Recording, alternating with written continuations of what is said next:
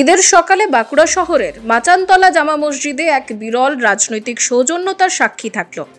জনসংযোগ আর ঈদের শুভেচ্ছা বিনিময়ে আসা বাঁকুড়া লোকসভা কেন্দ্রের সিপিআইএম প্রার্থী আইনজীবী নীলাঞ্জন দাশগুপ্ত ও ওই কেন্দ্রেরই তৃণমূল প্রার্থী তাংলাংরার বিধায়ক অরূপ চক্রবর্তী প্রায় একই সময় ওই জায়গায় হাজির হন। আমাদের পশ্চিমবঙ্গে বা ভারতবর্ষে সব ধর্ম এক। আমরা যেমন ঈদে আসি, এরা দুর্গা পূজায় আসে, কালী পূজা আসে, একটা মানে সহাবস্থানের মতো। দুজনেই দুজনকে দেখে হাসি মুখে এগিয়ে গিয়ে করমর্দনের পাশাপাশি এদের শুভেচ্ছা বিনিময় করেন তারা। এটা তো রাজনৈতিক শুভেচ্ছা বিনিময় তো থাকবেই।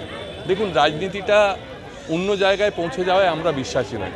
আমরা বিশ্বাসী হচ্ছে যে অবশ্যই সৌজন্যতা থাকবে। তার তিনিও এসছেন এই গরিব মানুষদের ঈদের শরিক হতে, আমিও এসছি, দেখা হলো, সৌজন্যতা বিনিময় হলো। এই সংস্কৃতি তো পশ্চিমবঙ্গে চিরকাল ছিল, এটাই থাকা উচিত। যেটা মিলিয়েছে মানুষের সঙ্গে মানুষের মিলন। ঈদ হচ্ছে খুব খুশির সময় আমাদের, সেই খুশির সময় উনিও শরিক হতে এসছেন, আমিও শরিক হতে এসেছি।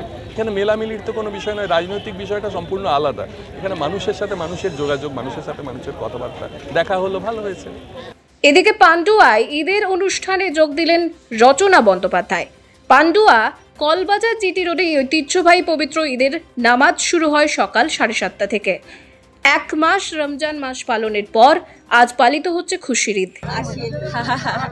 না দেখুন, আজকে সব থেকে আনন্দের দিন, পবিত্র ঈদ আজকে, এবং আজকে এখানে আসতে পেরেছি। আমার পরম ভাগ্য যে আমি আজ সবার সাথে এখানে ঈদ মুবারক করতে পারছি, এবং এত সুন্দর আয়োজন, এইরমভাবে নামাজ পড়া আমাদের রেড রোডে দেখেছি, তারপর আজকে পান্ডুয়াতে দেখলাম, এবং অদ্ভুত একটা অনুভূতি হলো, ভীষণ ভালো লাগলো।